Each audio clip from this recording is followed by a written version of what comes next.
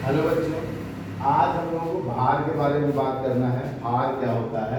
तो किसी पिंड पर लगने वाला गुरुत्व बल, कोई पिंड है, अगर कोई पिंड है उस पर कोई गुरुत्व बल लग रहा है, गुरुत्व बल को पिंड का ही भार कहते हैं। जो गुरुत्व बल पिंड पर लगता है वही भार कहलाता है। मतलब मान लीजिए ये मार्कर है हमारा और इस पर गुरुत्व बल जो भी लगेगा वही इसका क्या कहलाएगा? भार कहलाएगा। भार को हम लोग W से प्रदर्शित करते हैं। अगर मान लीजिए कोई पिंड है, उसका द्रव्यमान यम है और हो तो पिंड का भार हम कैसे निकालेंगे?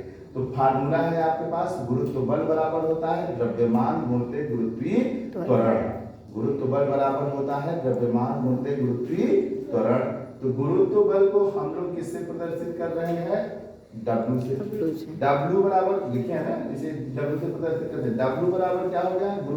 द्रव्यमान। द्रव्यमान किससे प्रदर्शित कर रहे हैं? यम से। और गुरुत्वीय त्वरण को किससे प्रदर्शित करते हैं? स्मॉल g से। तो ये संबंध हो गया W is equal to m into g. W is equal to m into g मिल गया।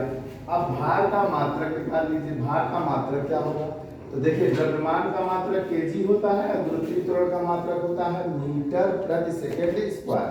तो आपको भार का मात्रक क्या मिल जाएगा कि KG metre second power 2 inverse ना, माइनस रहेगा इनवर्स। अब एक उदाहरण ले लीजिए कि यदि कोई पिंड है और उसका भार दिया हुआ है, पिंड का द्रव्यमान दिया हुआ है 1 केजी है, तो भार बताइए क्या होगा? मतलब भार ज्ञात करना है, द्रव्यमान दिया है, तो आप यही सूत्र लगा देंगे। गुरुत्व बल बराबर क्या होगा? 1 गुणित 9.8 न्यूटन। तो फाइनली उत्तर क्या आ जाएगा? 9.8 न्यूटन। अब आता है द्रव्यमान तथा त्वरण में, द्रव्यमान तथा भार में अंतर। द्रव्यमान तथा भार में अंतर। तो द्रव्यमान क्या है? किसी वस्तु में उपस्थित पदार्थ की मात्रा, किसी वस्तु में उपस्थित पदार्थ की मात्रा ही क्या कहलाती है? द्रव्यमान कहलाती है। और पृथ्वी जिस आकर्षण बल से किसी पिंड को अपनी तरफ आकर्षित करती है उसे उस पिंड का भार कहते हैं। चाहे पिंड कहिए चाहे वस्तु कहिए, बात एक है। जैसे ये मार्कर है, इसको जिस बल से पृथ्वी अपनी तरफ आकर्षित करेगी वही इसका क्या कहलाएगा? भार कहलाएगा। वही इसका क्या कहलाएगा? भार कहलाएगा। अब देखिए, द्रव्यमान एक अदिश राशि है और भार एक सदिश राशि है। सदिश राशि कौन होती है? जिसमें परिमाण और दिशा दोनों होता है उसे सदिश राशि कहते हैं, पढ़ा चुका हूं। और जिसमें सिर्फ परिमाण होता है, भार मतलब वजन होता है, वो क्या कहलाता है? अदिश राशि। ठीक, इसका मात्रक किलोग्राम होता है और भार का मात्रक न्यूटन। देखिए आपने न्यूटन में निकाला है। ठीक, इसे भौतिक तुला से ज्ञात कर सकते हैं, इसे कमानीदार तुला से ज्ञात कर सकते हैं।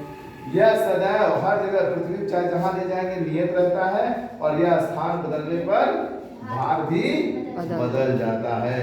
समझ में आया? अब हम लोग अगले पीरियड में बताएंगे किसी वस्तु का चंद्रमा पर भार क्या होता है। तो साधारण रूप से आपको बता देते हैं कि जो यहाँ भार होता है उसका बटा 6 कर देंगे तो चंद्रमा पर भार होगा। ऐसे डायरेक्ट लगाने का फार्मूला हम आपको बता रहे हैं। जैसे यहाँ आप 60 किलो हैं तो 60 किलो यहाँ है, लेकिन अगर आप चंद्रमा पे चले जाए तो अपना वजन नापने के लिए क्या फार्मूला करेंगे? 60 बटा 6 कर देंगे, बटा 6 कर दीजिए, मतलब बाई 6। तो बाई 6 करने पर क्या आ जाएगा? 10। तो चंद्रमा पर आपका वजन कितना हो जाएगा? 10 किलो। अगर यहाँ पे आप 60 हैं तो वहाँ कितने हो जाएंगे? 10 kg। समझ में आ रहा है? हम इसको कल डिस्क्राइब करेंगे बच्चों और कल डिटेल से बताएंगे, इसका डेरिवेशन भी करेंगे। आज की वीडियो में बस यही तक। धन्यवाद। लाइक करिए, सब्सक्राइब करिए।